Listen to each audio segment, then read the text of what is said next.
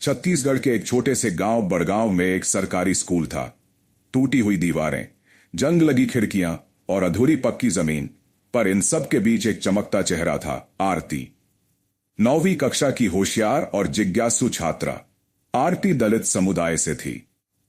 उसके पिता खेतों में मजदूरी करते थे और मां दूसरों के घरों में झाड़ू पोंछा करती थीं। गरीबी में भी उन्होंने आरती को पढ़ाने का सपना देखा था, क्योंकि वो जानते थे कि शिक्षा ही उनका एकमात्र हथियार है। पर स्कूल में आरती को वो सम्मान नहीं मिलता था जो बाकी बच्चों को मिलता। ऊंची जाति के कुछ छात्र उससे दूर बैठते। टीचर कभी उसे बोर्ड पर बुलाकर सवाल नहीं पूछते, और मिड डे मील में जब वो खाना लेने जाती तो अक्सर आवाज आती, पहले सवर्णों को दो, फिर बाकियों को, फिर बाकियों को। शुरू शुरू में आरती चुपचाप सहती रही, पर उसकी नजरें सब देखती थीं और दिल में एक चिंगारी सुलग रही थी। एक दिन विज्ञान प्रदर्शनी के दौरान कुछ छात्रों ने जाति सूचक बातें कहकर उसका मॉडल तोड़ दिया। इस बार आरती चुप नहीं रही। उसने सीधा प्रिंसिपल से शिकायत की, और जब बात नहीं बनी, उसका साहस देखकर स्कूल प्रशासन हरकत में आ गया। मॉडल की मरम्मत करवाई गई और उसे प्रदर्शनी में सम्मानित किया गया। यहीं से आरती का सफर शुरू हुआ। एक एनजीओ के साथ जुड़कर उसने गांव-गांव जाकर बच्चों को जागरूक करना शुरू किया। जात नहीं, योग्यता मायने रखती है। उसने समाज को बदलने का बीड़ा उठाया।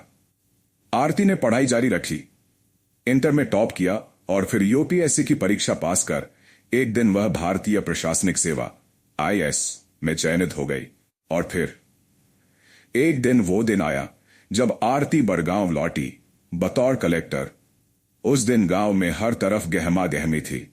बैनर लगे थे, हमारी बेटी, हमारे गांव की शान, कलेक्टर आरती जी का स्वागत है।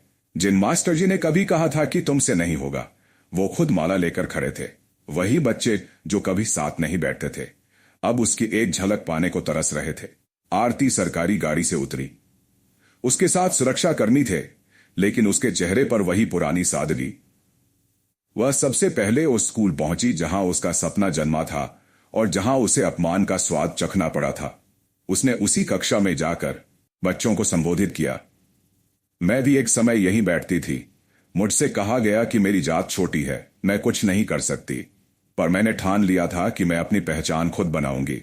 और आज मैं उस विश्वास के साथ यहां खड़ी हूं कि कोई भी बच्चा किसी जाति या वर्ग का मोहताज नहीं है।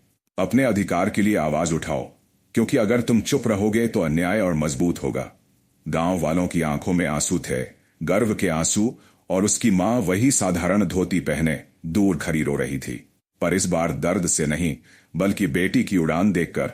संदेश: जातिवाद की जड़ें चाहे कितनी भी गहरी हों, अगर एक लड़की हिम्मत से खड़ी हो जाए तो पूरा समाज झुक सकता है। आरती सिर्फ कलेक्टर नहीं बनी, वह एक प्रतीक बन गई, साहस की, बदलाव की और उम्मीद की।